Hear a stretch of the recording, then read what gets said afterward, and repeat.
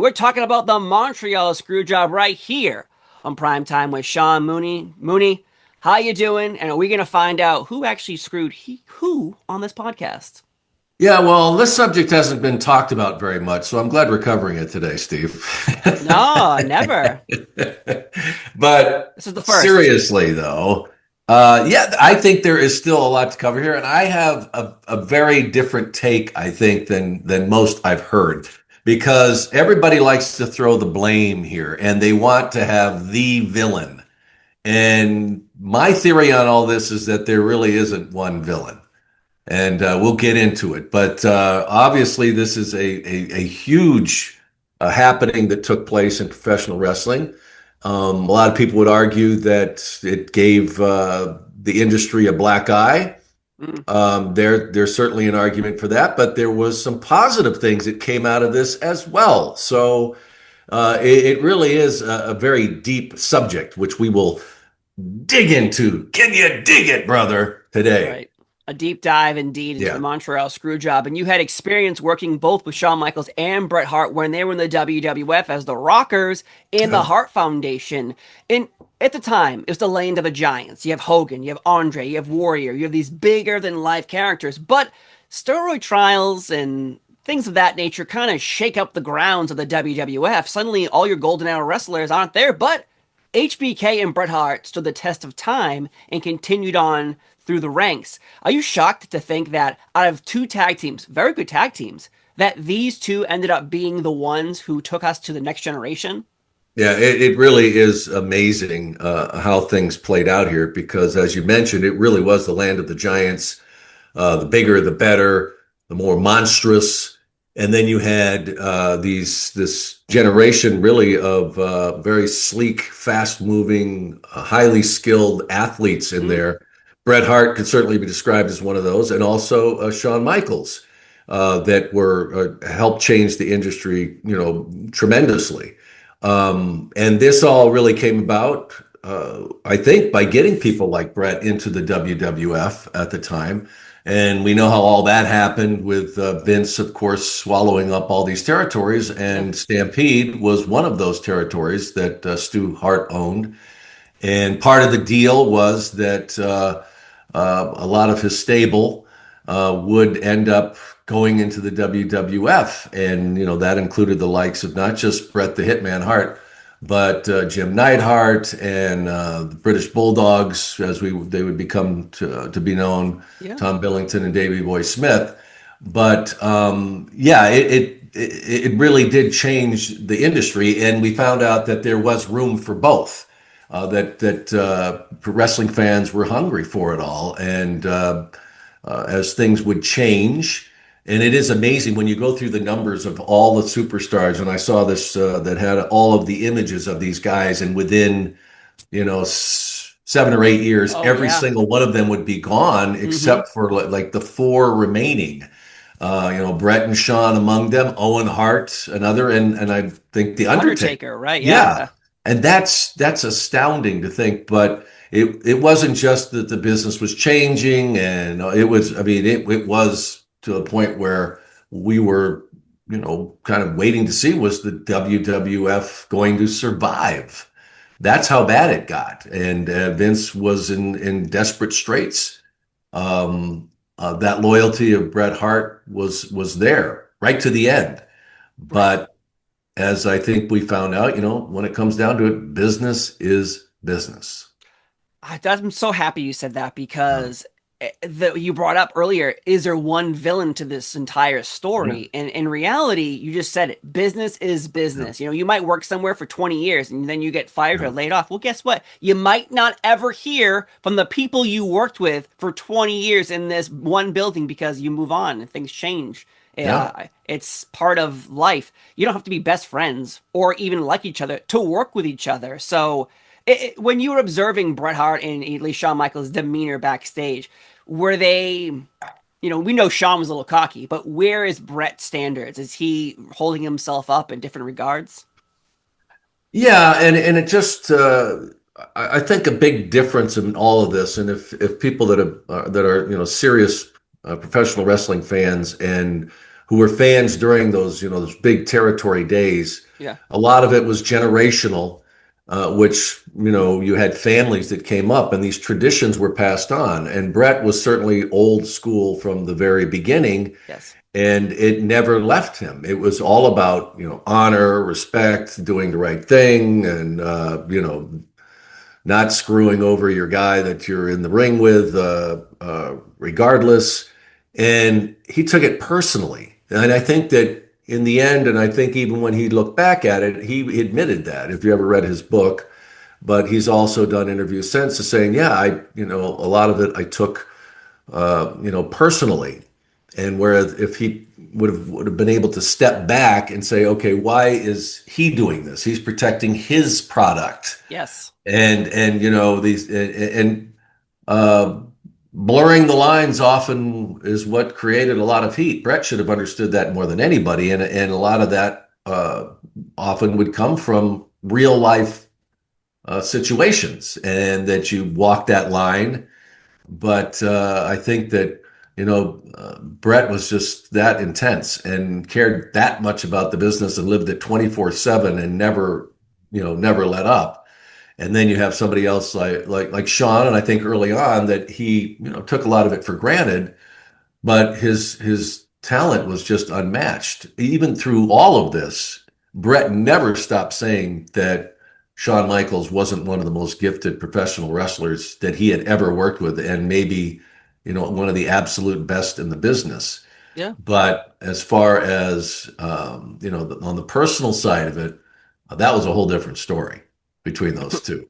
Yes, it seems so because even in the October of 1990, we have that botched rope incident where the Rockers are supposed to beat the Hart Foundation for the tag team title. So that happens off camera, and then they don't even air the match itself. But there's no more. Hogan's not really around. No Warrior. Savage is being diluted. But we have Shawn Michaels and Bret Hart. By the end of 1992, Bret Hart's your world champion, and Shawn Yeah. Michaels is your Intercontinental champion, and that's just 2 years, 3 years of running in the tag team ranks, and now you've peaked. You're no longer involved with tag teams. You're like, I can't do this. I'm so good that I am an entertainer. I am a star. So it's very interesting to see the pathway of both men heading into 92, 93, because Shawn Michaels, he's always the Intercontinental Champion. Bret Hart, Mhm. he seems to always be involved with the world title. Do you think you've seen it?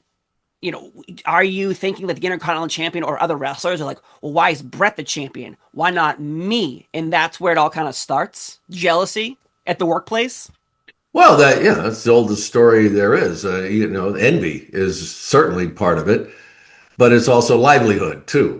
These guys saying, you've got to have that confidence that you should be higher on the card. That should never stop. So there's always going to be that. But how could you deny what Bret Hart did in the ring? And I think that there wasn't a superstar in that organization that would have argued, that he didn't deserve to be an Intercontinental Champion. And once he got that strap, his popularity just kept continued to go up. So, but that's part of the business. You're always going to have that. I think, early on in this, and people have always tried to analyze, like, when did this all start between Bret Right. and Shawn? Like, when did this start to smolder? And I think that, as you mentioned, when they worked together, it was fire. I mean, these guys just were tremendous. Marty and Shawn were at as far as tag team goes, were just in complete sync. They were great in the ring together, and Jim Neidhart and Bret were fantastic. And Mm-hmm. when they, some of the greatest tag team matches, uh, took place. But I think that at that time, you see the difference in the personalities and the way they approached the business back then, as we started to talk about. You Yeah. got Bret, that it's from the original how this business works, and you got Shawn is just kind of like a lot of it was easy for him. Mm. He's this great looking guy, incredibly gifted athlete, and the world's at his feet. even then, as the Rockers, when they were Oh yeah. just taken off as a tag team. Much more of this would come for him in singles, but at the time they were living the life. And Brett would see this, them coming into the locker room, and obviously having maybe not gotten any sleep, and Hmm. dark sunglasses on. They're like, Oh yeah. like this, and thinking, brother, and just the example of it, whether or not, and I've mentioned many times seeing those guys go out there and just, oh my God, how did they come in and they crawl in basically, and I didn't get near a shower or whatever, and Yeah. yet they go out there and frickin' tear it up. You'd never know. You would have thought that they had 10 hours of sleep, had a nice breakfast, worked out before they got not partying until the sun came up, and then going out and tearing it up. But it was just that you see the difference between the two of them, and I'm sure that Brett would see that and like like, oh, Right. this isn't good for the business. It's not a good example in the locker room and the whole thing, but couldn't deny they got the job done. And that's kind of always Right. been my philosophy too with what I do. I don't care if somebody's there for the 8 hours, clocks in and out or whatever. It's just when the red light comes on, do they perform? Do they do the Yes. job that I want them to do? And I think that was kind of the way the WWF looked at it at the time, management, and Vince. And you can imagine what he had to put up with, way beyond the Rockers with these guys. But it was just, do they show up? Do they get the job done? Are they not in a police cell somewhere the next morning? And that's kind of the way it was. I mean, he had to deal with that every day. But you could see the beginnings of that. No major personal problems with each other here and there, because they got done what they were supposed to get done. But that just the difference in personalities and how they looked at the business certainly started to eat at Brett early on, and then it would just continue to escalate as Shawn would make his way up that ladder. Now here's an interesting question because in '94, Hulk Hogan he goes to WCW, and you're thinking, "Holy moly, this happened!" And then we have Macho Man, and then throughout the next couple of years, it's all your Million Dollar Mans, your IRSs, your Hacksaw Jim Duggins, and the Nasty Boys, Big Boss Man, Earthquake. It's everybody that you at least maybe grew up on, and now they're somewhere else. So you can go, "Oh, my favorites are over here," Yeah, and I've talked to a lot of people who are like, yes, Bret Hart and Shawn Michaels are amazing wrestlers, but they're thinking to themselves, well, I want to go see Hulk Hogan. I don't want to go see the two guys who were just in a tag team. The guy who's in a tag team is the world champion now. Like yeah. that's how some people randomly look at it. I don't look at it like that at all, but it's interesting that Hogan's departure now opens up a spot for who's going to be the main face of the company. They tried with Lex Luger, they tried with Diesel, but they kept going back to Bret the Hitman Hart because maybe he was traditional, as you brought up, and plus he knew the role he was in. He knew how to present himself to the audience. He wasn't jacked and huge on steroids. Maybe he was, but he wasn't giant like the rest of the people. So I think he took his role very seriously. And you brought up how Shawn Michaels is partying, and Shawn in '95 is rising in the ranks. He's no longer kind of looked at as an intercontinental champion. They're thinking, all right, how do we get this guy to be world champion? He turns babyface, but there's Bret Hart still carrying the banner. Then we head into WrestleMania 12. Bret Hart, Shawn Michaels for 1 hour for the WWF Championship in the main event of WrestleMania 12.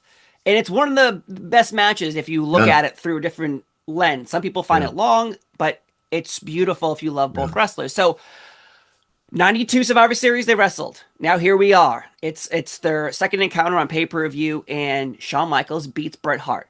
And a lot of people believe this is really where it all starts. This is the real beginning of Bret Hart not liking Shawn Michaels because as Shawn Michaels is celebrating, he tells Earl Hebner to tell Bret Hart, get the F out of the ring because it's his moment. He wants to be there by himself with his championship. Whew. Bret probably did Yeah. not take that lightly. No, no, and I think that you're right. As I said, it started to, maybe there was some sparks before, and it was kind of smoldering. Yes. But then, yeah, but then when you're both fighting to get to the top, and it wasn't beyond Shawn to getting behind the scenes there and bend Vince's ear on things. Of And course. he at one point goes to him and say, "Look, I want to be your guy. I'll do whatever it takes. Just tell me what I got to do." Mm-hmm. So he's working, and it's interesting because this is a really difficult tennis game that Vince has got to play here between these two because he's got to keep both of them happy because he needs them. Mm-hmm. You talked about they try these different people who could be at the top, and here's the opportunity here because as we mentioned, between 92 and 97, 44, there were 44 superstars. There's only four left by 97. So the roster is being depleted. Yes. And what it all comes down to, it doesn't matter what Bret's philosophy on wrestling is and how he conducts himself in the locker room, and that's all important. But all it really comes down to is he putting asses in seats. Yeah. Are people showing up? They're responding, and it was one of those things where he was just solid, where it just, but it wasn't, it wasn't taking off. It wasn't, Bretamania, so to Yes. Oh, speak, yes. Yes. Yeah. So Vince is like weighing, well, could Shawn do it? I don't, he's talented. I see what he does. I see the reaction again. He's not quite there, but he's got to keep both of them happy. He needs them. Everybody else is gone. So I can't. You could just imagine the back and forth of, you go then, and then Vince would do something to make Shawn happy.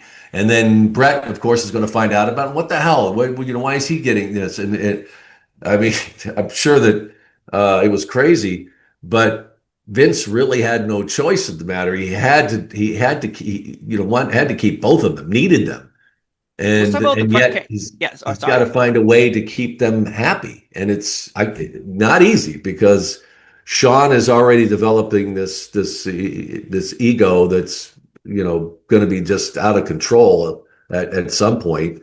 And then you have Bret that certainly has his own ego and it's like, I've been loyal to you. I've done everything for this company. I've done everything you've asked. And all I'm asking is, for you to treat me right. Well, Mm-hmm. Dude, I got a business to run and it's not doing well right now. Yes. So Yes, the person. I think you were right about taking it personal because it certainly sounds like that. Like he's your boss, yeah, but yet yeah, Vince McMahon has always created this father figure to a lot of wrestlers, yeah, and so I think that's the problem. Is when he turns his back on hurt. you, Yeah, you get hurt because he looks at you as just a number on a piece of paper. You look at him as your father, and it's not the same thing at all. And also, so we're talking about March of '96 is when WrestleMania 12 happens. Let's go back. September of '95, WCW launches Nitro, a competing show going head to head with Monday Night Raw. This is the first time Vince McMahon has ever felt real competition. We had Crockett and things of that nature, but like no one ever was like, "Oh, really? We're gonna do it every week, not just randomly on pay-per-view on Sundays. We're no, gonna go against you every Monday, and we're gonna be here with Hogan and Savage and Sting and Big yeah, Bubba Rogers and Earthquake. All the favorites are going to be here no, competing against your Isaac Yankem, yeah, DDS, and Duke the Dumpster Drozy and Skip and Zip. That's who you, but you got Shawn and Bret, so that's pretty cool too. no, 96, though. So we have Shawn Michaels win the championship. Eventually, Razor Ramon and Diesel now leave the WWF or WCW. Eventually, Hulk Hogan turns heel. The NWO is formed. Shawn Michaels is on television as your world champion. Bret Hart, he went home. He's shooting this show called Lonesome Dove, a little western, yeah, yeah. and so he's off doing that while Shawn is suffering on television week by week with Nitro beating them. Let me throw a scenario at you for a second. Do you think Bret pulled the classic what Hulk Hogan used to do was he's going to go home. The ratings will slump. Vince will call Bret, hey, we really need you we need you back. So when Bret comes back, boom, the ratings go up and it shows Bret's value to the company. Yeah, I think it was a little of both. Kind of playing the same game that the Hulkster would do. And also, let's see how much they do need me. But Bret legitimately wanted to start an acting career. He wanted to get into movies. He wanted to do, other things, And he's as a lot of 38 the at this guys time, did. right? He's He 38. Yeah. in '96. Yeah, and so yeah, so it's a little of both. But I think that let's say if that acting career would have really taken off, and he maybe would have been kind of like The Rock, kind of being able to step back in, or the Mm, Hulkster being able to step back in. I think that he always felt that one way or another, wrestling was always going to be part of his life. But after we all know the toll that that business takes on you physically, and if you could get more clout by having that, becoming a successful actor, becoming more mainstream, your value is certainly going to go up. of So it course. was, a certain way, it was, take a break. Let's see what my value is to them. And at the same time, I got this new thing that might really pay off too. Mhm. So it was, in his mind, it was kind of a win-win. According to like Yeah. everything I've ever read about Lonesome Dove, the show he was on, it was a Yeah. success, but Oh yeah. it cost so much money for each episode to be made that the production company said, "Well, we're putting up say $1 million an episode and we're not making back $1 million an episode on through ads, so we can't continue this." Though it was a success, so good for him. Yeah, and it was, we see it now. Everything is a series. It's these True long everything. series, yeah. But this was one of those that we'd seen them. I don't know what they called them back then, teleseries or whatever. But Oh what yeah. was great about it, it wasn't this, one shot. You'd go and shoot a movie and then the movie tanked. That was it. But when you had, so many different episodes, and that's a lot of work. And you hope it goes on, and then they do another season. And Yeah. so yeah, that was I don't know, kind of ahead of its time in a sense. But I think that Brett legitimately wanted to have that as another part of his career, part of his life, and be able to really decide when he wanted to work in the ring and when he didn't. So True. it was a point, and he understood what was happening in the business too, and he's certainly, I'm sure, before the big money offers were coming from Bischoff, when it all came down to that. But I'm sure that there were feelers out there wondering, like, why don't you come down and join the rest of the gang here?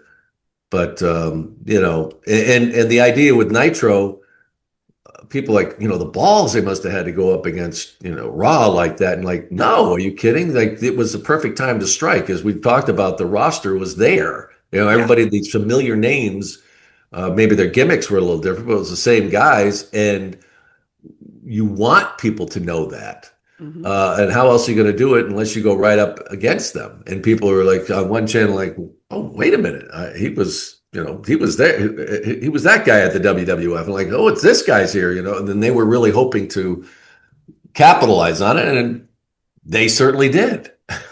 Oh, what? thus, Yeah. thus, Nitro was 83 smart. weeks would eventually come into play here.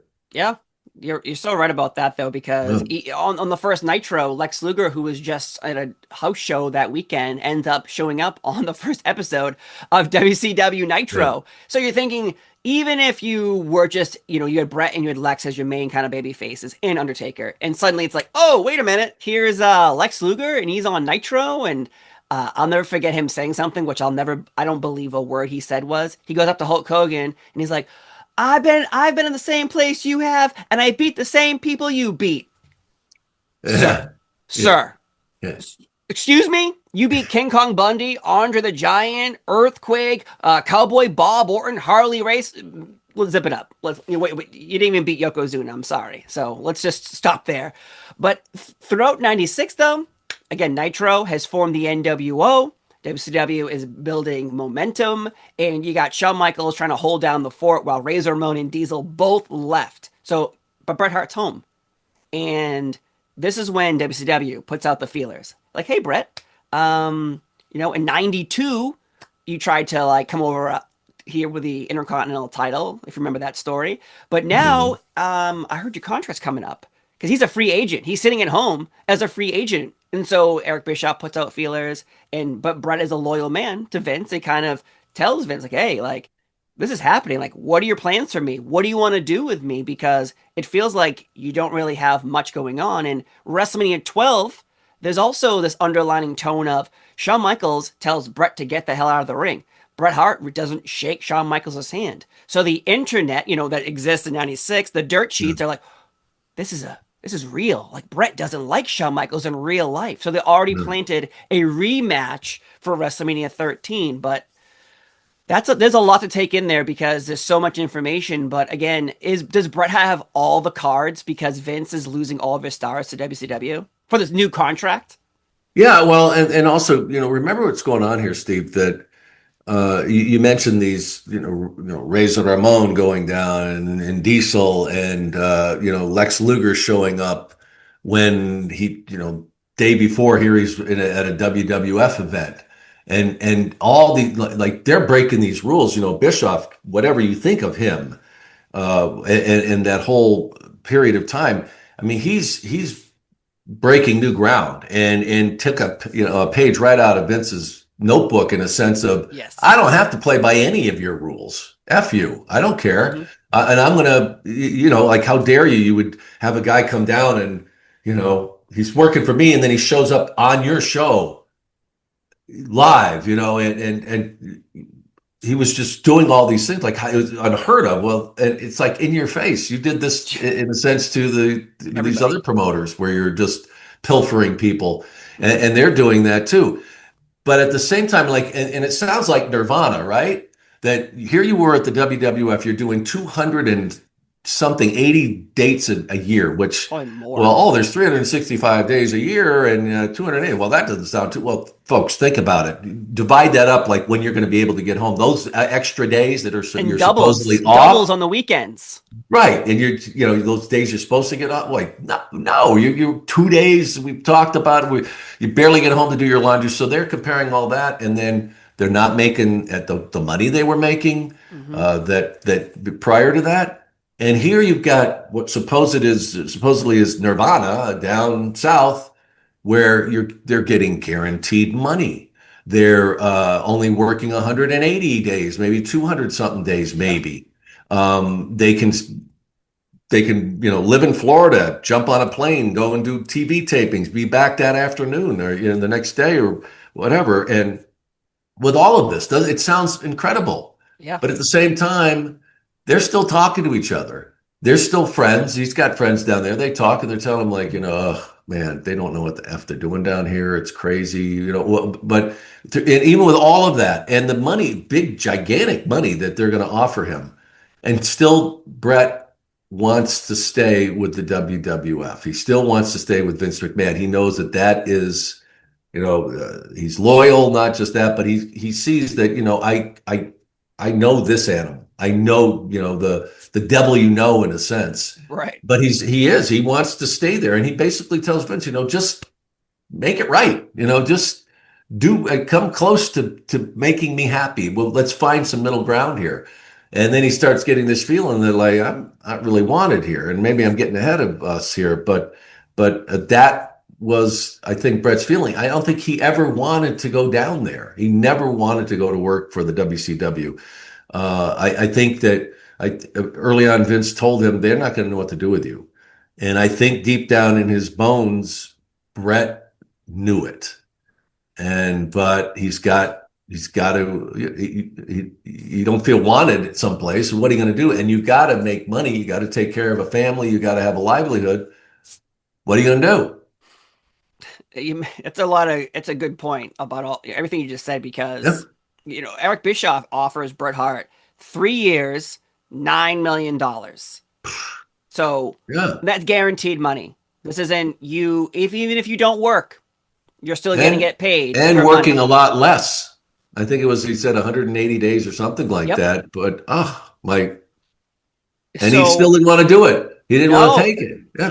he was like, please give me something that Yeah. can make me stay. And so I think Vince McMahon honestly felt like he was pushed into a corner and he had to pick something. And he's like, all right, I'll offer you a 20-year contract.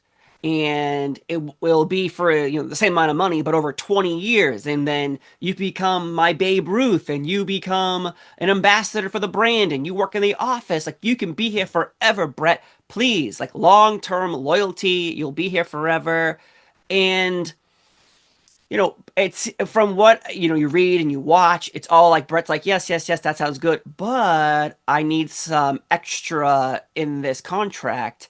And one of them is if anything goes wrong, if anything happens to his contract, the last 30 days of his contract, he has creative control based on a certain standard. Like he can't just be like, I beat everybody. Yeah, So yeah. he has creative control for the last 30 days of his contract. Let's put that in the back of your brain for a minute because we'll get to that later. But 20 years, 9 million. 3 years, 9 million. Mooney, you're a businessman. Would you rather stay with the devil you know or the devil you don't know for the same amount of money but for less years? Well, I think that as mentioned, that Brett was loyal. I think he was wary of the WCW and Well, maybe Hogan thinking, yeah, well, and then just what watched their happened TV. when, uh, but that would win out that loyalty and the idea of thinking, okay, that I don't need that much, and I'll be set for life. And I'll always have a job with, I think the part of it read that he'd be a senior consultant to Yeah. Vince or something like that, but still just get paid. It was like to say, and it was really what it was. It was kind of like what you'd see with professional athletes where they defer a lot of, contracts in the early 2000s and they promise you they'd have these gigantic contracts for guys. You'd be like, 150 million. Oh my God. Well, it would be spaced out over 20 years or something like that. It Right. would be Yes. deferred money. And these guys would take these deals, which thank God, if a lot of them did, they're still getting paid. There's guys that, that played baseball and everything, and they're still getting What? money paid to them by teams. Wow. And it's not a bad play because it's already when you're making money that you'll never spend. It's crazy. But if everything went south and all these business people rip you off, whatever, well, you're still getting this deferred money. And it was kind of like a contract like that. And I think that, Brett's thinking, well, this way, I'm taken care of. And I feel that Vince has always been straight with me when it came down to it, and he's going to be good for this. Down there, I don't know. Shoot, the whole thing could blow up, and and then just say, "Oh, sorry, we don't have the money," and then where am I? So his loyalty always won out, and that's where he wanted to be. He wanted to have his legacy that he went to the WWF and the WWE and finished his career, and his legacy would be that was it. He like Undertaker as a well, Right. Yeah, true. with Undertaker is still, him and Shawn Michaels still there rocking and yeah, rolling, like doing finished their their thing. career there. But what happens is that, and I think all the time that, that Shawn wasn't out of the picture in Vince's mind. I think that Vince had an idea, he could be really big here and do things, but I don't think that he trusted it, enough that, Shawn would go down and have an injury or something. He was always working. Always. So I think maybe originally Vince is saying, yeah, you know what? Um, we need Bret, and Bret is solid, and with all this craziness that's going on in the business, that the fans have always stuck with him, and he's got a level now. He's here. Can he ever be here? I don't think so. I think at the end, that's kind of what did it was that he can't do it. We've got to have somebody else as the one that's going to take that torch and take us to new heights. Brett was the steady barometer there, the one that just, kept it going. But in the end, and I don't think maybe even Vince realized how bad things were at that time when he made that deal. I think also Vince was afraid to lose another big star to WCW. Like he's already lost Yeah. Hogan, Savage, Yeah. Diesel, Razor. Like we already listed the all, like pretty much everyone from who was a golden era star. The big stars are all there. They're all in WCW. It's like you're not missing anybody from that era. And so I think Vince, I think he was just afraid.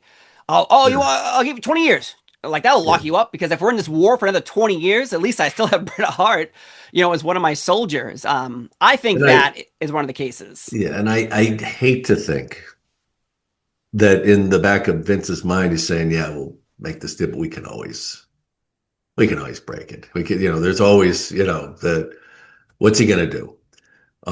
Where's he gonna And go? that might have been part of it too. It's kind of incredible with not even a year later. It's like, hey, sorry, I can't do this deal. What do you want? What do you want to do? Maybe why don't you call that guy back down south, see if he's See if he wants to hire you. yeah, see if if that deal's still good. See, I Uh, think if I was Bret Hart, I would see the signs immediately because as Bret's still home and he's going through the contract situation with Vince, like Vince flies out to his house and talks to him like, yeah, "Hey, what do a you couple want? times. Like, what Yeah. can we do? What can we do?" And so they make up this deal of what's going to be in this contract. Well, eventually, when it's faxed to Bret, some things are missing from it. So Bret's like, "Well, this isn't. We talked about a couple extra things, and these aren't in the contract." Vince's like, "Oh, just sign it, just sign it." So in October of '96, when Bret Hart is going to appear on an episode of Raw. He hasn't been on Raw since WrestleMania 12. Now, he has been on European tours because those aren't taped, so no one knows he's actually out there wrestling, still selling tickets across the world. He eventually shows up on Raw in October, and again, the contract hasn't been signed yet because there's things missing from it. Bret brings his lawyer to Raw with him. Like, we have to add in all these provisions. One is that 30-day clause of creative control because Bret, I think, is thinking, he wants me, but like, does he really want me? It's Yeah. like, Like what changed? That like you said, you mentioned. I mean, he pursues him, flies, takes the private jet to go see him twice. Like Brett, what do we got to do to make you happy? And then you're thinking, okay, then when it all came down to it, where like what happened? What changed that suddenly? And Brett had been around Vince long enough and knew how that company worked that he could feel the tide change. That suddenly wasn't as like so. What changed here? Hmm. well, it's probably you got Shawn Michaels finding out that Bret Hart has this new Whittling contract away, for all whittling this money. away. Yes. Oh, I'm the world champion, but the guy who isn't world champion is making more money than me. How, if I'm Shawn Michaels, I'm upset too now. Like, why am I the world champion then if I'm not making the most money? Isn't Yeah. that supposed to be the way it goes? But Bret, and it's funny because when you look at it, I can see Bret being like, "Yep, I got this 20-year contract," telling one of his friends, and his friends, it gets around. Oh Sean yeah. finds out. He's like, "What the fuck is this shit?" And Yeah. Yeah. and so now you have these two egos. Like Bret's like, "What's up, world champ?" As he's making the most money. So I think it's not going well for either man because both are just insanely jealous of anyone getting a little bit more than them. Yeah. And you see that in professional sports all the time, where you get the guy that wants to be the highest paid wide receiver in the NFL. He doesn't give the money, the amount never really mattered anymore. But if there's another guy on another team who's making $2 more, it's like, I want, no, no, no. No, I It's want got two to be dollars and this. one penny. Right, because that's what it all comes down to of your clout, who you are, where you fall in that line. And think about it, that's what this whole business is based on. It's all based on a card and where you are on it. So the fact that you know that you've got this rivalry and they both are, the personalities, the egos couldn't be more different, but they're both huge. They Yes. both have a idea of who they are, and that and the fact that one's got something over the other, that ain't gonna fly.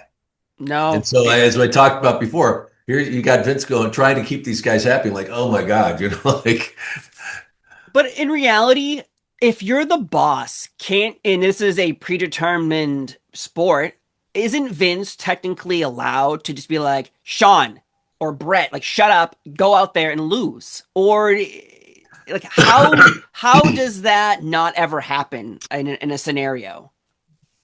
really, Steve? But like you can't just Really? say what's he gonna do? Refuse? All right, you've defied your Well, contract. We're gonna sue you and bring you to court now, and because you're refusing to lose in a right. predetermined sport. But just think of like what the dynamic is here. Both of them, in a sense, have Vince by the balls. Who else does he have? He needs both of them. But they can't just leave. Right. Well, you know how much that, these contracts are worth. What are they going to do? When it all came down to it, what are I, they going to, what's he going to do? And so it's all of them. They all need each other.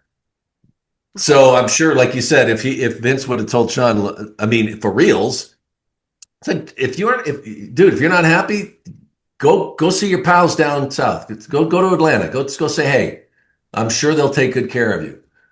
And Shawn would have might have like been, it was like they're like kids in a sense, and like that whole psychology thing going on, which Vince was a master at with these Mm-hmm. people. You're right about But that, though. They're big kids in their sandbox, but if they went to WCW, they're no longer the biggest kids in the sandbox. well, and there is the whole thing of what if they f up the whole thing, and Yeah. it kills me, and I'm Yes. here. And stuck. I'm the big dog, so they got to find out how to all fit in that kennel. And he's got these two big dogs that you got to keep. They got to have the fence between them. That's true. And it was a very difficult situation because it's just going back and forth trying to keep them happy. And then at some point, I think that Vince made the decision To only make who he them was going to happy. go with. Yeah, he kind of made it well, we'll discuss it later, but Yeah. so we head into Survivor Series 96. Bret Hart returns. He hasn't wrestled since WrestleMania 12.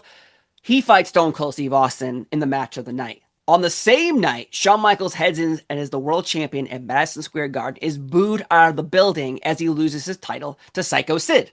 And Psycho Sid even took a camera and hit Shawn Michaels' Yeah. mentor, Jose Lothario, in the back. And people are like, yeah, hit him again. So no one's Yeah. in New York. They are not into Shawn Michaels. They are into Bret Hart returning, and this is all setting up the Royal Rumble in '97 in San Antonio, Texas. Shawn Michaels' backyard.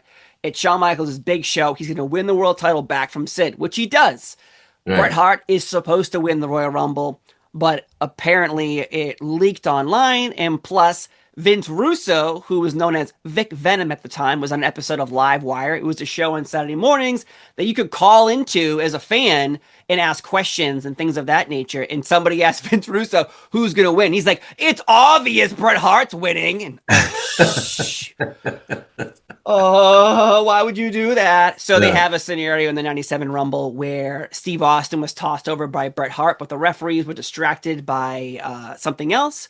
Steve Austin sneaks back in the ring, tosses out Bret Hart, tosses out Undertaker, tosses out Vader. Steve Austin is the winner of the Royal Rumble. So Shawn Michaels is now your world champion again. We are clearly setting up Shawn Michaels versus Bret Hart at WrestleMania 13 because they're teasing it already. They're realizing, oh, wait a minute, this can't happen. Like Steve Austin versus Shawn Michaels, that won't happen for another year. Yeah. But in February of 97, we're supposed to have Shawn Michaels come out and do a little speech and things of that nature. But it turns into something else. Shawn Michaels has informed the WWF that he is now injured and he cannot compete at WrestleMania as the plans are to fight Bret Hart. Bret Hart is Yeah. pissed. Yeah. You And don't think you think he didn't believe him? oh, That you didn't think he believed that Shawn lost his smile? you know what? Would you like to know a historical fact, by the way? Yeah. Steve Fall, was there live in Lowell, Massachusetts, the night Shawn Michaels lost his smile. Yeah. And I still can't smile because of that evening. The tears, the tears. Did you buy it? I was so deep into Shawn Michaels at that Yeah. point that Yeah, I was no, like, you probably my God, hook, line, and sinker. Yeah. Shawn Michaels is dying. Yeah, so he lost his smile. Okay. Did he remember to limp? I think I'll be honest, I think he limped a little bit to the ring, if I recall that night.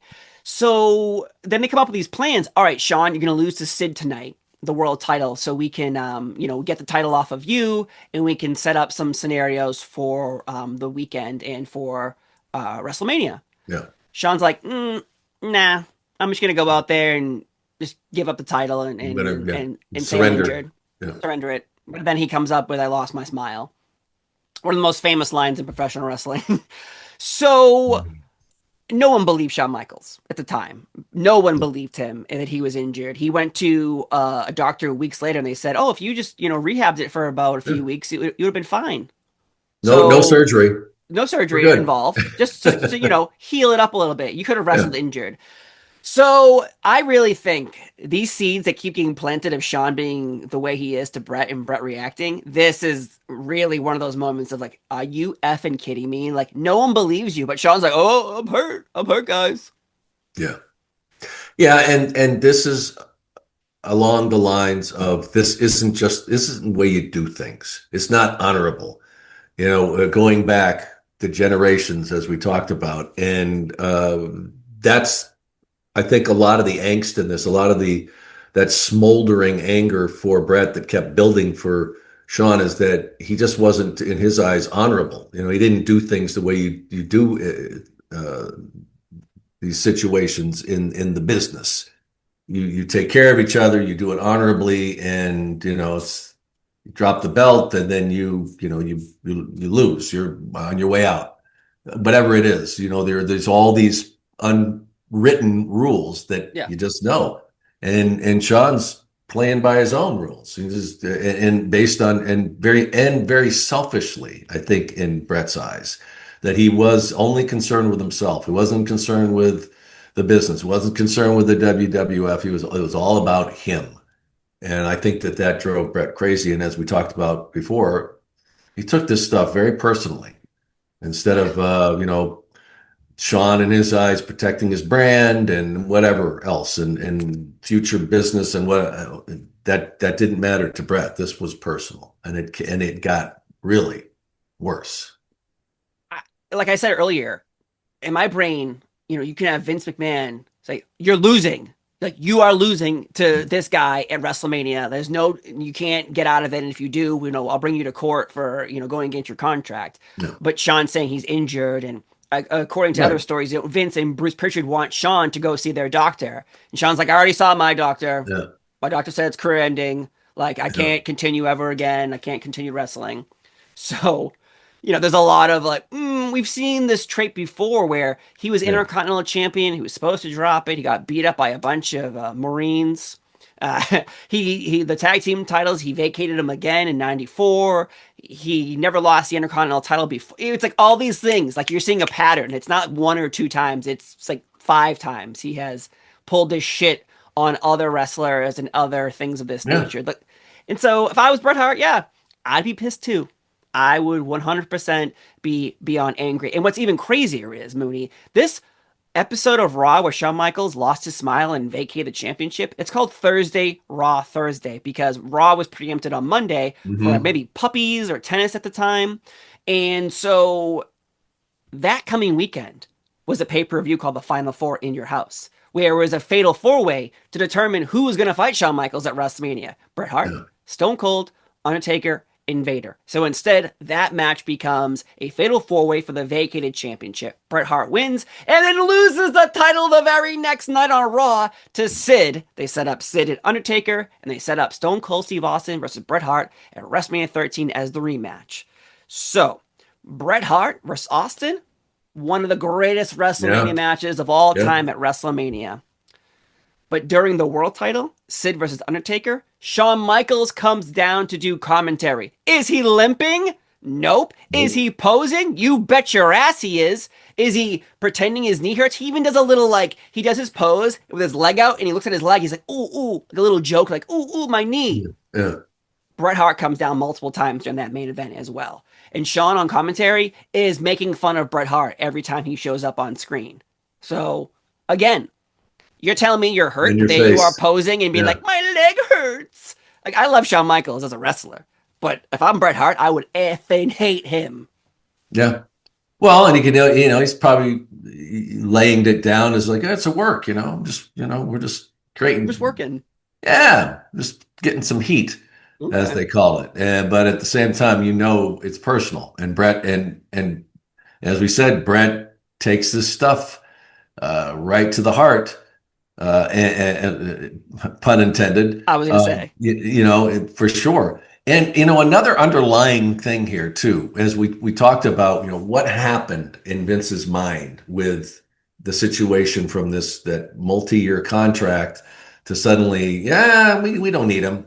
Well, look who you have emerging here. You talk about Steve Austin, and Yes. Steve Austin is obviously he's becoming a star. He's really starting to get great notice, and the Undertaker too. Now you've got two, these personalities, these superstars who are becoming really popular. And so Vince is probably feeling a little better about the situation.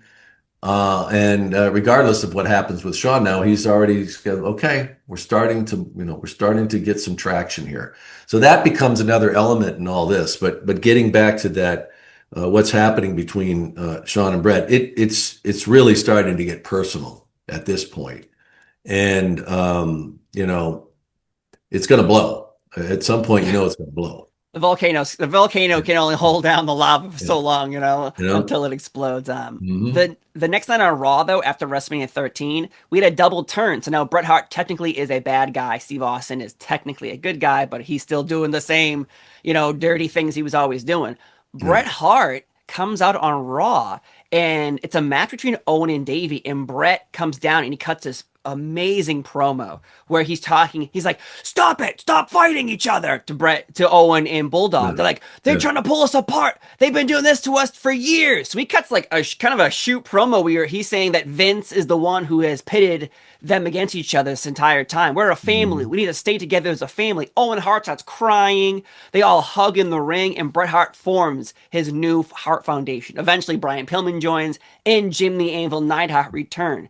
But Yep. this is an unprecedented time because we got Bret Hart forming a heel faction, but it's only a heel faction in America.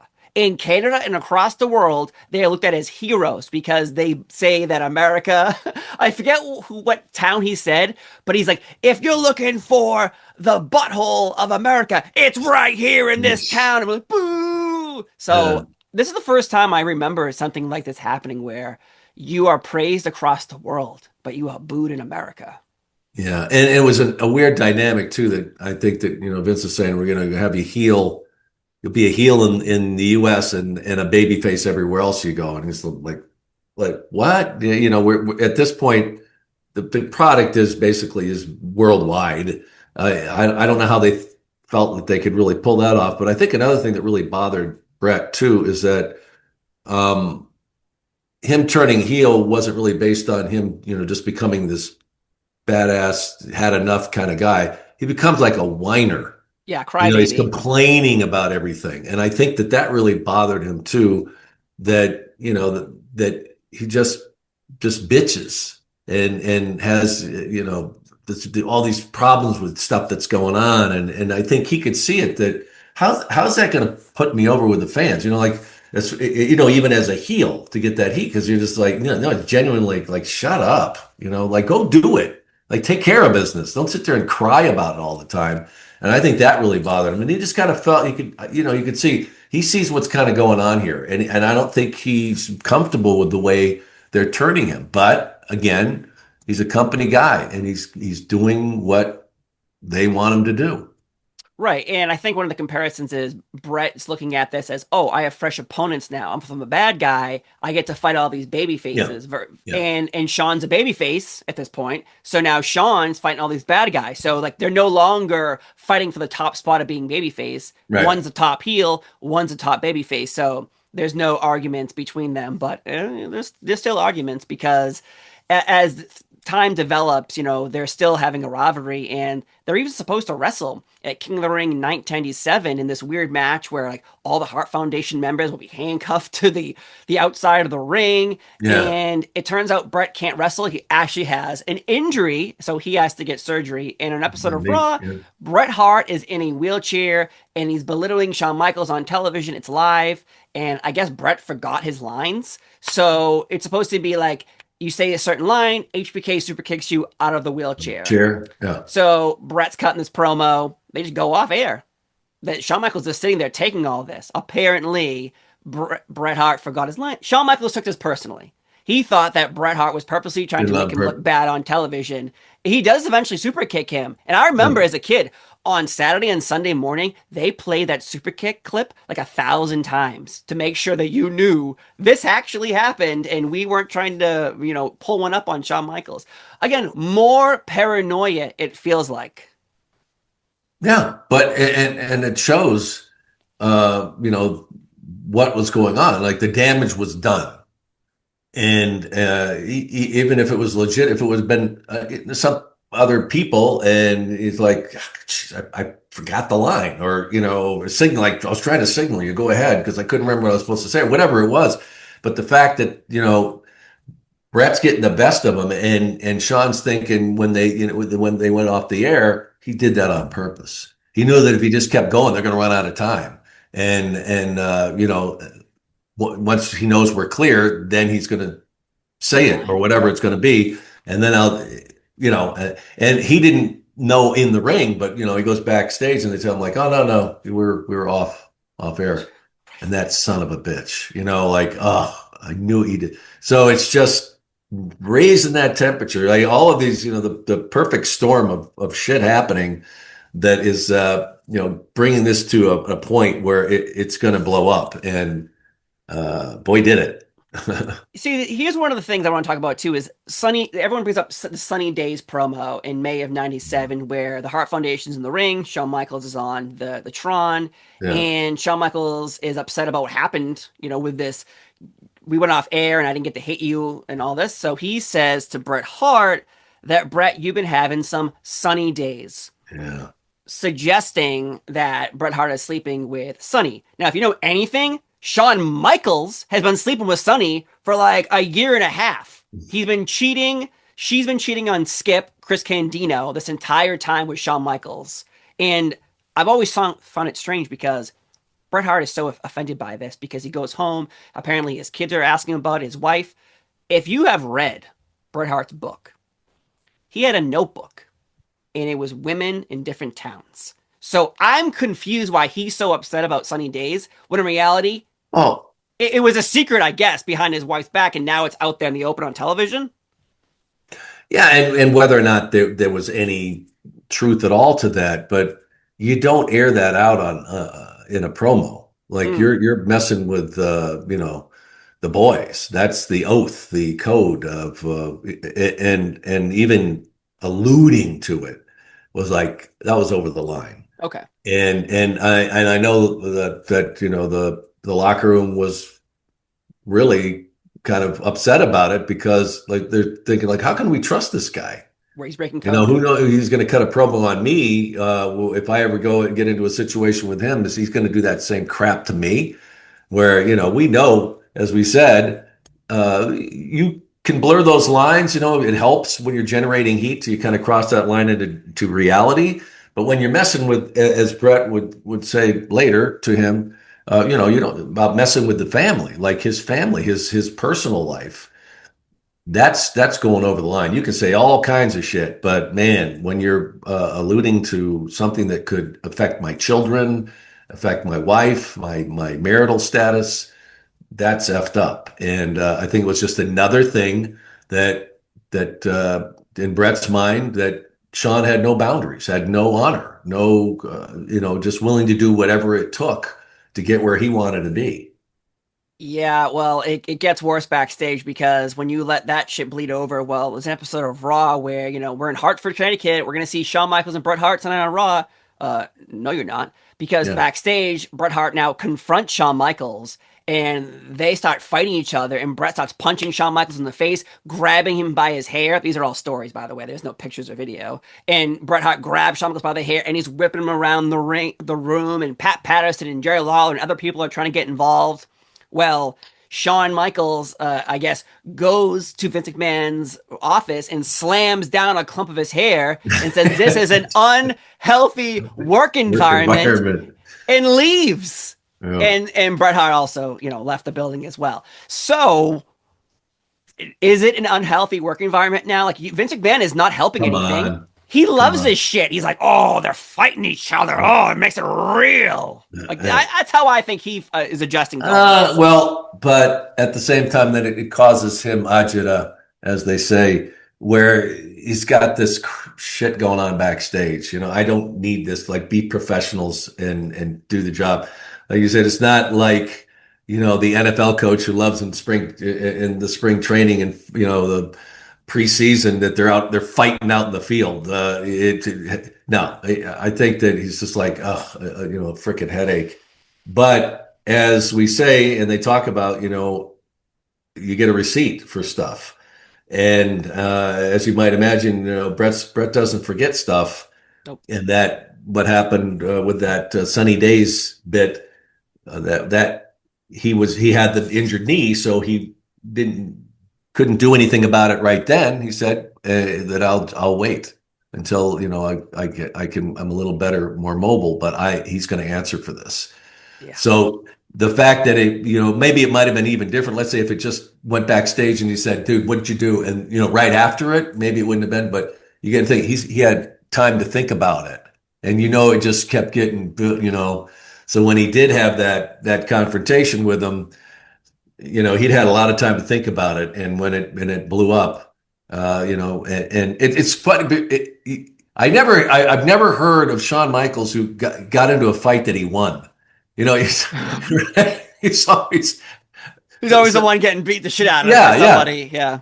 yeah, like that he always was Rings. getting beat up. Yeah. So this was an incident, and the story goes. He said there's no documentation of it, but the fact that you know they said Bret hurled the first punch and missed, but then got the next one in, and then Shawn tries to go for the knee because he knows it's hurt, and Bret takes him down because Bret is a much more skilled when it comes down to the shoot. Mm-hmm.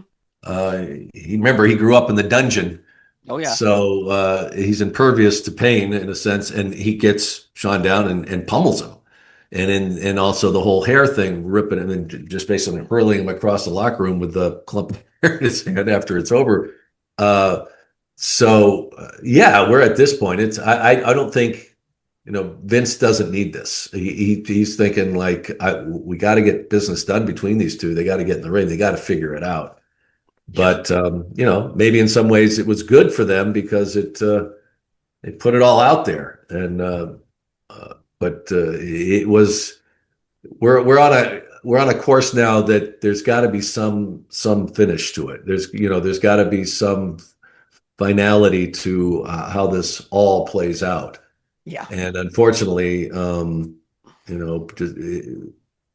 Michaels may have lost that battle, but in the end, he wins it all. Yeah. In a slightly different way, but yeah, he does. Yeah. So Shawn All it Michaels. mattered in the end. That's true. Shawn Michaels wants to leave the WCW. Vince is like, you can't. You're in breach of your contract if you try to leave. So Vince convinced Shawn Michaels to come back. They set up SummerSlam 97, August 3rd.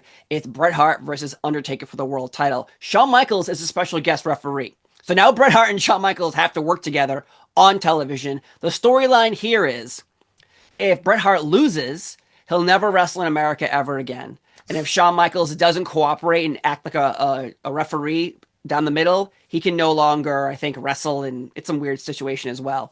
So in it, though, Bret Hart hucks a giant ass loogie into Shawn Michaels' face. It's part of the storyline, folks. Like, yeah, wouldn't it be great if you spit at him? So He's Bret, a really good spitter, isn't he? oh, dude, He's like a it like hockaloogie, as we know later on. all Yeah, over his man. face. Yeah. So Shawn Michaels has a steel chair. He's about to hit Bret. Bret ducks. It hits Undertaker. Bret Hart then pins Taker. In storyline, Shawn has to count to 3. Yeah. And Bret Hart now is a 5-time WWF champion. So now we've turned Shawn Michaels heel, and Bret Hart is also heel when we were trying to get out of that scenario. Yeah. So now they're back in the thick of things. And the biggest problem here is the back-to-back pay-per-views that follow SummerSlam. Shawn Michaels is not the world champion. Bret Hart is. But Shawn Michaels main events both pay-per-views against The Undertaker at Ground Zero in the first ever Hell in a Cell at Bad Blood 97, the debut of Kane. How do you think Bret Hart's feeling? He's making the most money. He is the world champion, but now 2 back-to-back pay-per-views, he's not going to be featured. Yeah. The disrespect wins out on all of that.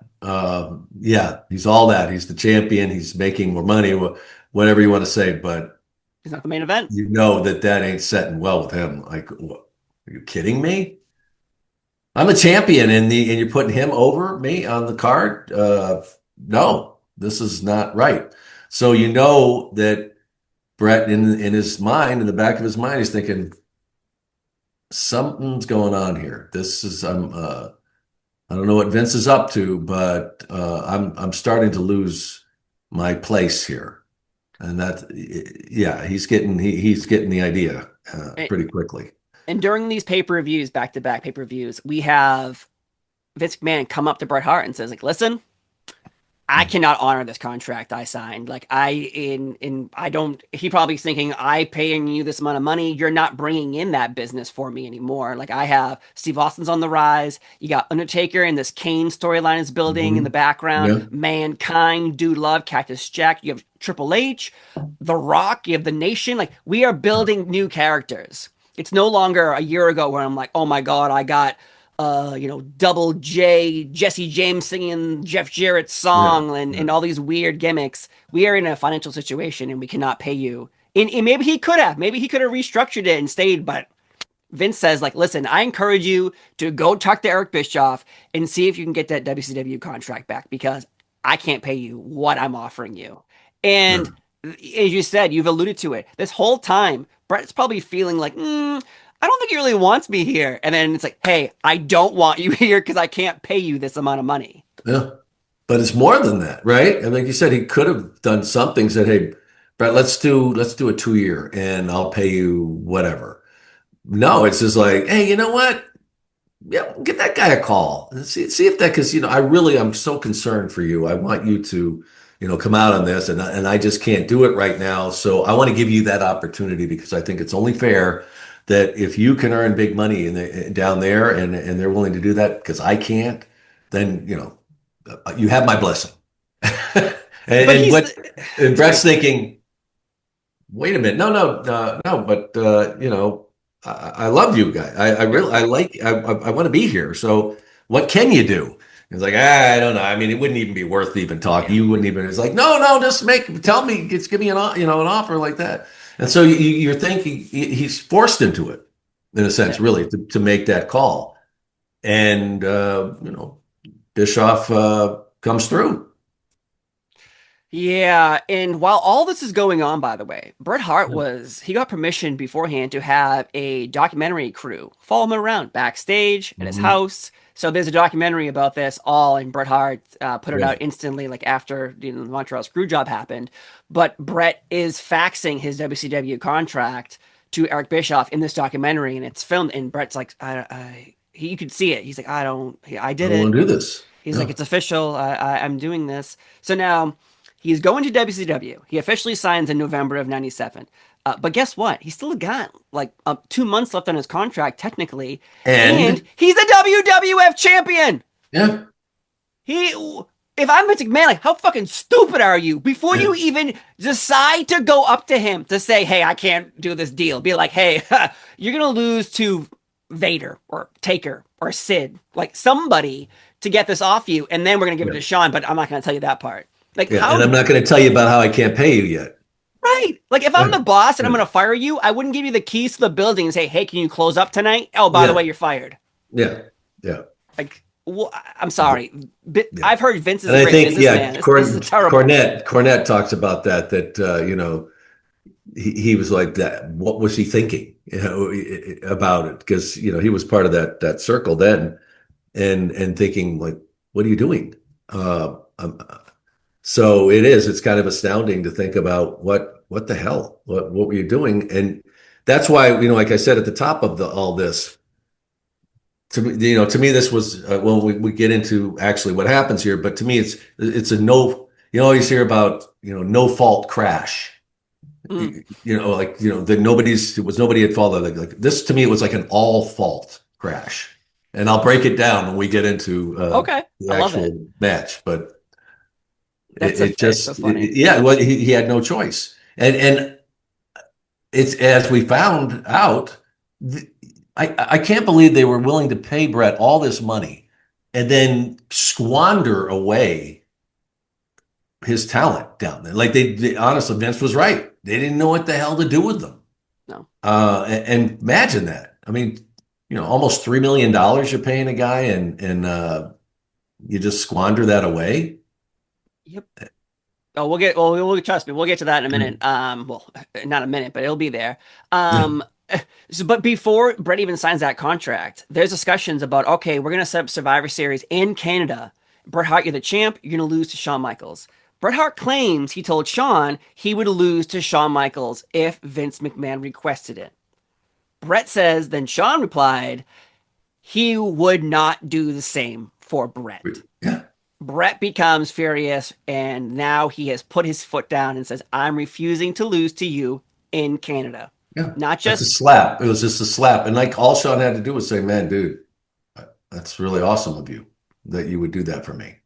End of story. End of conversation. When we're not having this, we're not doing this episode. yes, this is true. Like, and then everyone was happy, and they had a Everyone was match, happy. and it was all over. Haha. Yeah. I'm sorry, like, what a dick thing to say to someone. Be like, listen, I would lose to you, Shawn, if it was, well, I'm not going to lose to you. Yeah. Well, fuck you. Then I'm not going to lose to you, dick. Like, I don't know Yeah. if you know my contract. The last 30 days, I can choose what the fuck I want to do, ass. So, I don't know. You always hear stories about how Shawn Michaels was two different people. The person he was here and the person he was after 2002, you know, when he found Jesus. But unfortunately, that's the only one that I ever knew, you know, that, and I'm glad that because I know people that were very close to him then and beyond and said, yeah, he really is a different person. He was a different person when he came back, but not where we are right now. He is a dick. yeah, he is 100% Captain Dick right now. Yeah.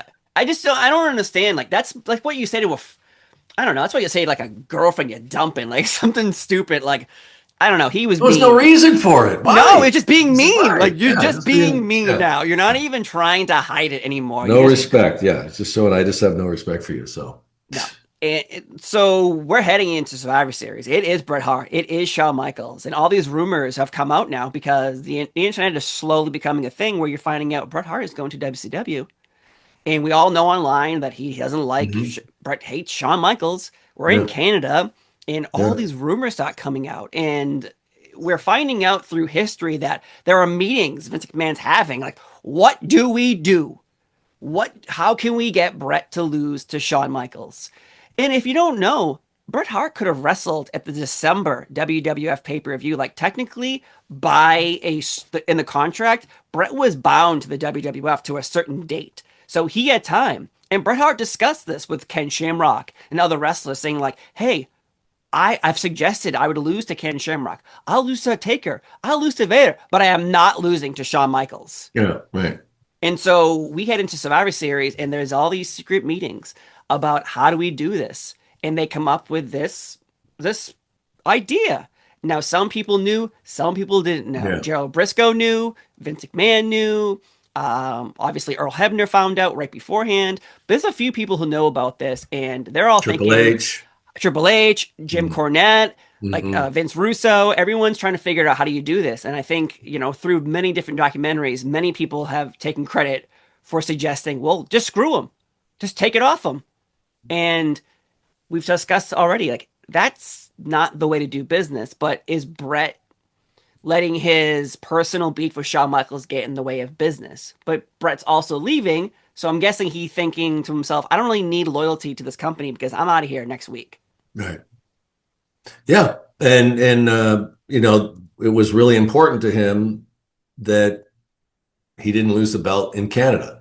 Maybe, you know, initially, before he had that conversation with Shawn, he, you know, would have done it because everything was honorable, and that's kind of what you do when you're on your way out. Everybody knew he was on his way out. Then it became, like we said, it was really personal. And it's like, nope, and I'm not going to do it here in Canada in front of my crowd.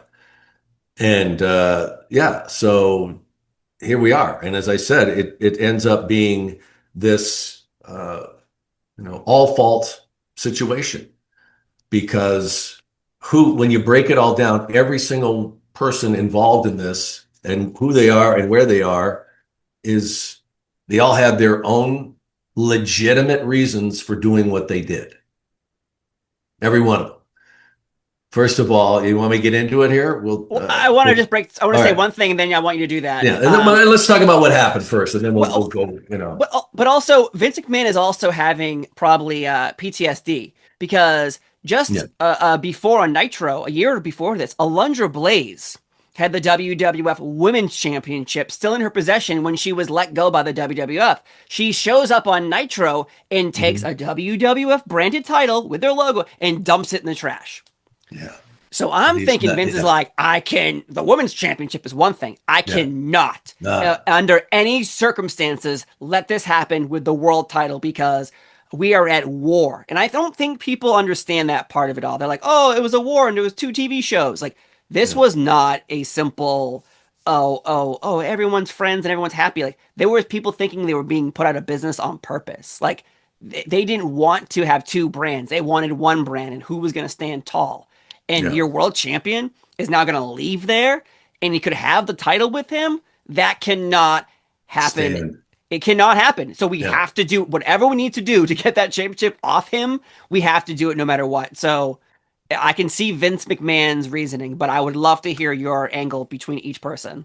Yeah. Well, and this wasn't, there was precedent to this where, this wasn't the first time that Vince was involved in a screw job. But it Wendy wasn't Richter. as substantial. Yeah. Wendy Rector in 1985 at MSG with Moolah.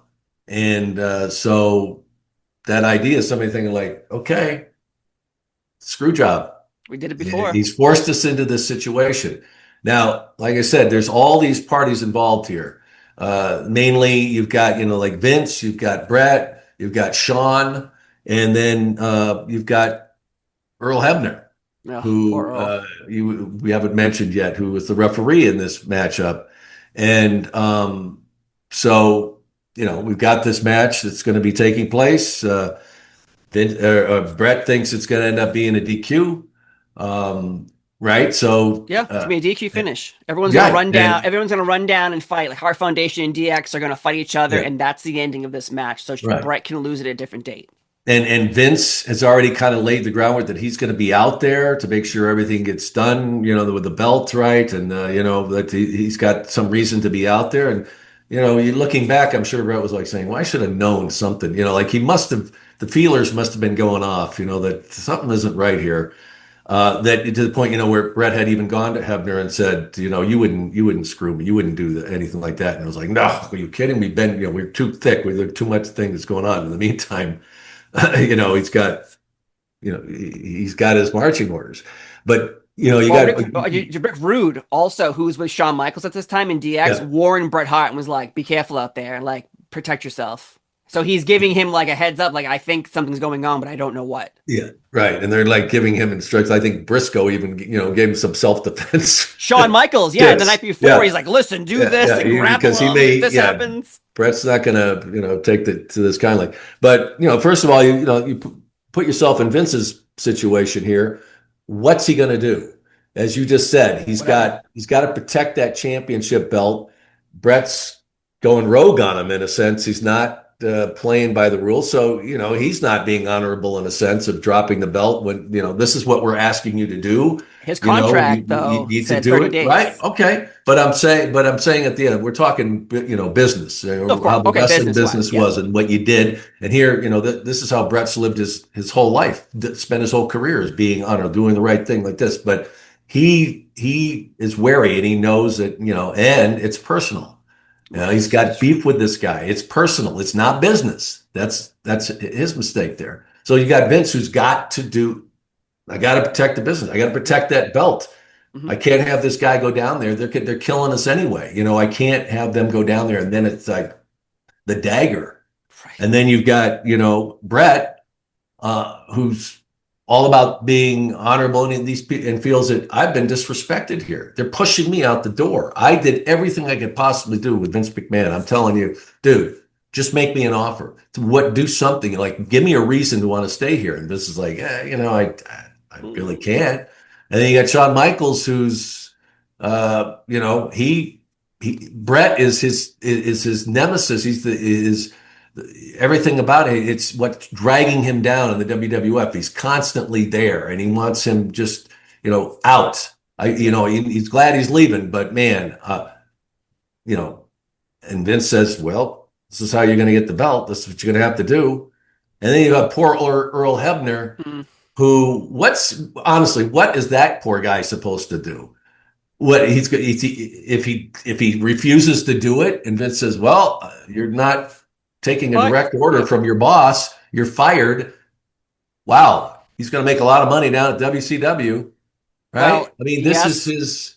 Do you remember though? Earl Hebner said though Bret Hart went up to Earl Hebner and was like, "Hey, like we good?" And Bret apparently says that Earl cried and was like, I swear on my kids, I will do nothing to you, Bret," and then does it.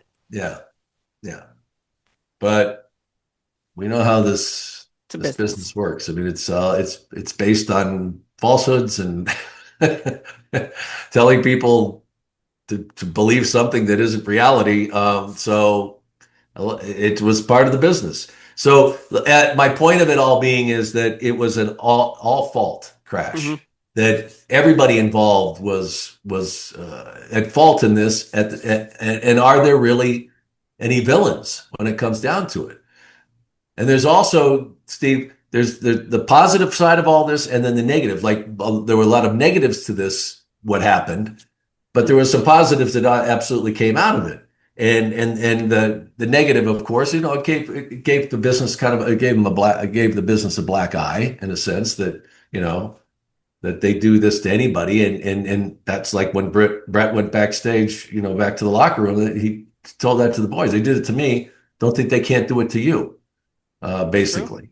Yeah. And so Vince knew that there's going to be this split faction, so this could just blow everything up. What if 15 of these guys walk, and a lot of them threaten to, Undertaker, He's Mick another Foley, character in the story. all Yeah. these guys. Now they were persuaded back, of course, but Vince is gambling. But at bottom line, he's got to protect the business. And I think when it all came down to it, that people saw that's how it came out.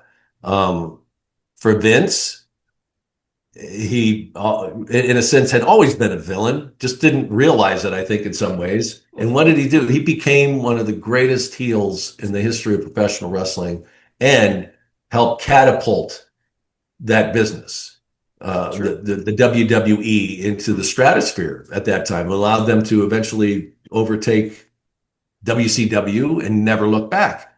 The emergence of Stone Cold, Steve Austin, and that marriage between him and Vince. Like, would any other superstar, would that rivalry, that collision of personalities, that worked as well? I mean, it was awesome. I still go back and look at the scene with Vince in the hospital, and where Stone Cold hits him in the head with a bedpan. You hear that bang, Yeah. and I still, cracks me. It's so funny. It's so freaking funny. But would that have worked with somebody else? I don't know. All But they right. were perfect for each other.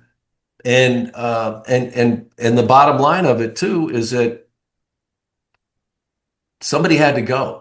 And it's terrible to think, because you know how I feel about Bret Hart. I Yeah. still think he's one of the greatest ever, and loved him. But the fact with him leaving allowed all these things to happen, all these things to change. If not, that thing would have maybe just kept going, back and forth, and just stagnated there and never allowed all these other things to happen. So all the way around, like I said, there was no true villain in this.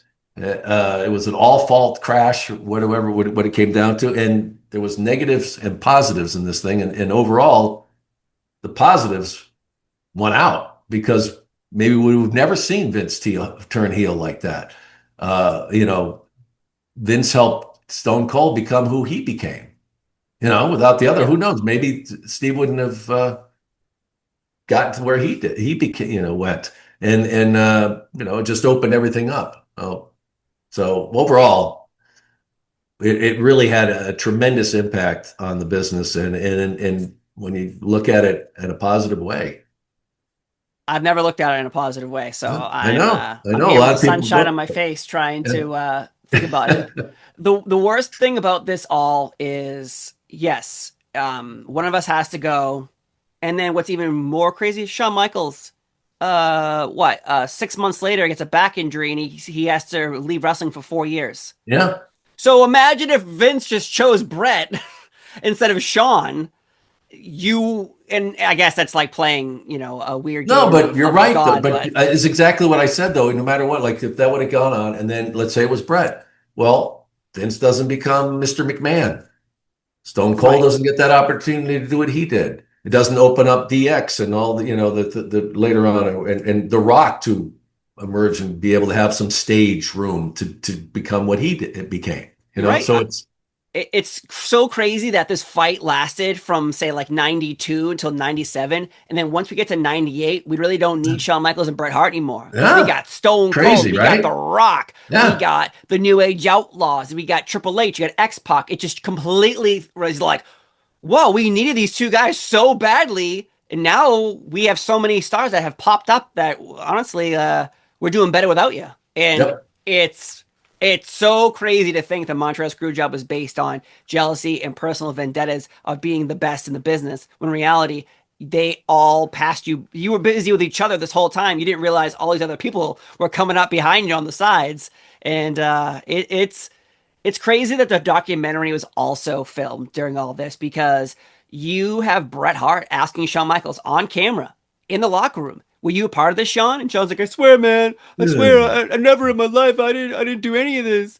And not on camera, but Vince does come into the locker room, and Bret says, "I'm gonna take a shower, and if you're still out here when I get out of the shower, I'm gonna punch you in the face." And Vince stays. Brett gets in the shower, dress up, and Yeah, just give comes him out and credit. boom, boom, punches Vince in the face. According to Brett, he broke his hand off of Vince's jaw. Vince flies in the sky and lands on the ground. Shane McMahon is there watching his father get beat up by Bret Hart as well, and I guess Pat Patterson's looking at Davey, who's in the, and he's like, "Help me!" And Davey's like he ain't gonna get up and help you. Well, So and a give lot of Vince craziness. give Vince credit too, though. I mean that he told all of them, and of course it wasn't going to last. That I'm taking the heat for all of this, and we all knew that that wasn't going to fly. Eventually, all this stuff was going to come out. But give him credit the fact that he stood there, and probably Vince was thinking, yeah, he says he's gonna come out and he's gonna punch me in the face, and he said it, so he's gonna have to try. But I've got all these people here, and as soon as Brett comes in, it's like the old fight. You're like, Back up hold me slowly. back, hold me back. Like, you know what I mean? Like, give me you want a piece of me? Let's go. And Brett got there and apparently gave him that uppercut that took him off his feet Yeah. so much that he went back and got hit his head. He got a concussion as it. I think he broke his ankle. Now they don't know it was Yeah. when he fell or that Jerry Briscoe trying to break it all up stepped on him or whatever. But I love that story of I it. can't imagine that he thought that that was actually going to come down to him getting clocked.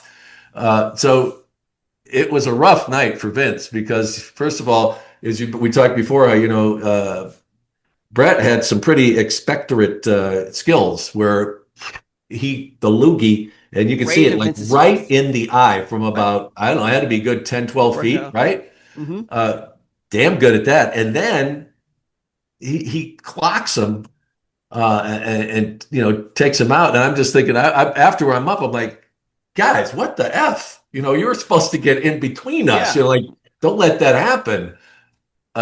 So anyway, but overall, It's a crazy. history, industry changing evening, an event that will, live on and people talking about it for decades. Look at us having this Yeah. conversation, but it had a major impact on the history of the WWE. And And in many ways, like I said, very positive effects. true. True. Not Yeah. for Brett and Sean. For everybody else, it seems like. Well, it But all worked out. it all worked out in the end. It Here we all are worked out. now. Yeah, Netflix. everybody. Woo! Yeah.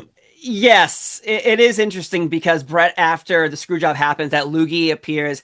Owen and Davey, they're all in the ring trying to console him, and he spells out WCW in the sky, and that Brett snaps. He goes on the outside, he destroys the table, he starts smashing monitors, Yeah. he's Yeah. breaking cameras. Like, he is gonna make Vince McMahon pay for all this because those cameras aren't cheap, those monitors are not cheap. So and Vince, according to story, also locks himself in his room, like he's refusing to come out Undertaker's the one who's like, get your ass out now. Yeah. Mick Foley quit that night. Rick Rude quit that night. Mick Foley obviously was convinced to come back, but Rick Rude doesn't. He's the first person to ever appear on a taped episode of Monday Night Raw and a live episode of WCW on the same evening. So at the same time, on one show, Rick Rude has a beard. On the other show that's airing live, he has a mustache. And it's amazing that that happened, but Rick Rude left because he felt like it was not an honorable thing. And you kind of said it, like Vince McMahon either did this to himself by not taking control of the situation earlier enough, or don't tell Bret I'm going to restructure your contract when you're the WWF champion. Get that title off of him and then give him bad news. Not give him bad news as he's the champion. The birth of Vince McMahon, Mr. McMahon, happens on Raw, where we have the saying of, I didn't screw Bret Hart, Bret screwed Bret. And boom, from there, as a fan, what the fuck? No, how could you do this? How could you do this? They mock Bret Hart on television. They have a little person dressed up as Bret Hart. Shawn Michaels pushes him over. They're mocking him. And that's the end of Bret Hart in the WWF. It's a sad ending, and I'll be honest, I didn't follow him into WCW because I was a loyalist. So I was all in on, oh, well, Bret's gone. Well, who's next? You know, who is next? And so I guess we could stop there because WCW, Bret Hart's career is a whole different ball game where they screwed him up immediately. So we'll have to do that on another episode. But when we wrap this up, though, you said it off the top and you say it even now. So no one's guilty. Everyone's at fault. HBK, Bret Hart, Vince McMahon. Yeah, I think when it all came down to it, everybody did what they had to do. And that's really what it came down to because, like I said, Vince had to protect the business. Bret had his own plans and what he wanted to do from there and was willing to do anything to get there. And then Bret, everything was so personal to him that, and his principles, that he couldn't do it any other way. And then poor Earl Hebner had to, ding, ding, ding. And he was just trying to keep his job. But, that's the way it worked out. But in the end, like I said, it changed the industry. It changed the WWE forever. And in many ways, in good ways. True. It led the way for the Miss McMahon character, the rise of Stone Cold Steve Austin, more room to play in that sandbox for The Rock, Ken Shamrock, DX, Kane, the new birth of Mankind, Undertaker. The Attitude Era were off and running in 98, but in 97, I guess when people try to figure out when is the death of the new generation and when is the birth of the Attitude Era, it's probably Survivor Series 1997 during the Montreal Screwjob. But again, Mr. Mooney, I'm so glad we talk about this. I know you weren't there in the company, but it is so historic, and you, my sir, are a man who loves his history, so I'm glad we got to do that here today. We'll open it up more to different years soon enough, but again, thank you so much. Leave in the comments, who do you think screwed Bret Hart? Was it Bret Hart? Was it Shawn Michaels? Was it Vince McMahon? Or was it all three? Thanks for being here on Primetime with Sean Mooney. I'm Steve Fall. He's Sean Mooney. Have a great day, and we'll see you next time. Bye-bye.